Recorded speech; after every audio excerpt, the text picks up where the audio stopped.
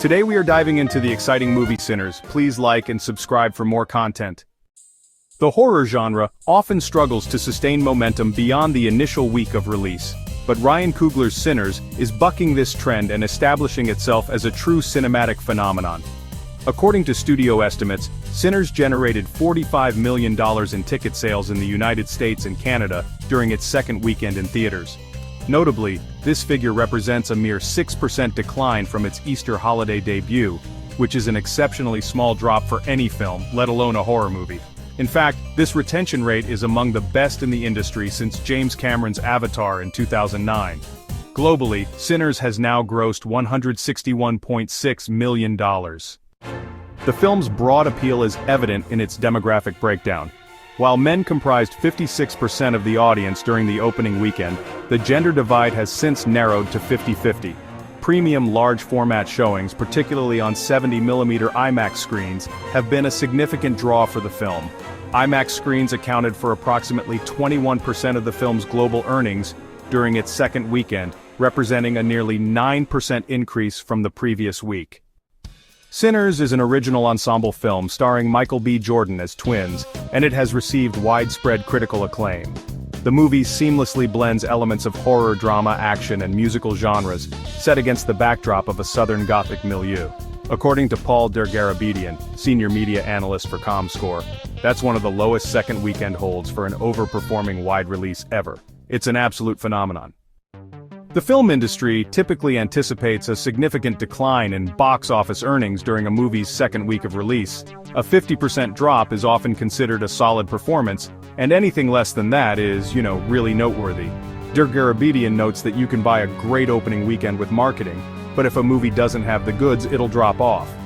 There's no greater barometer of success than a second weekend hold like this. Sinners was produced by Coogler's Proximity Media and Warner Brothers, which handled the theatrical release.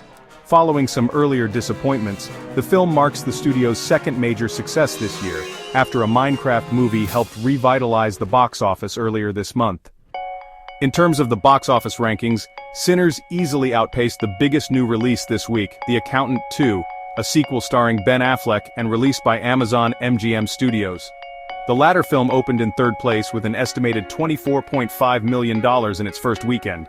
Playing in 3,610 theaters across North America, audiences gave The Accountant 2 a promising A- cinema score.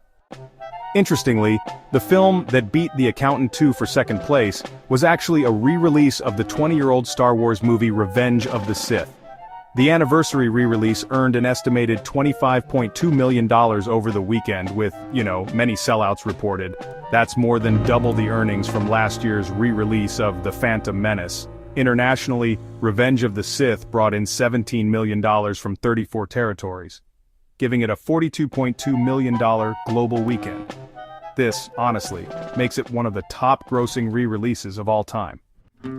A Minecraft movie took fourth place with $22.7 million, bringing its domestic total to around $380 million. Rounding out the top five was the scary video game adaptation Until Dawn, which opened this weekend with an estimated $8 million. Sony Pictures released the film starring Ella Rubin and Michael Cimino, and it's earned $18.1 million globally so far.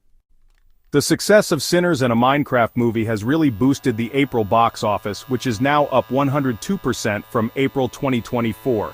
The annual box office is also up over 10% from last year, after running at a double-digit deficit back in March. As the industry's summer movie season approaches, with Disney's Thunderbolts set to kick off the season on May 2nd, Dergarabedian notes that there cannot be a better opening act for the summer movie season than this weekend. So what did you think of this movie? Please comment if you've seen it and, if you agreed. I'd really like to hear what you think.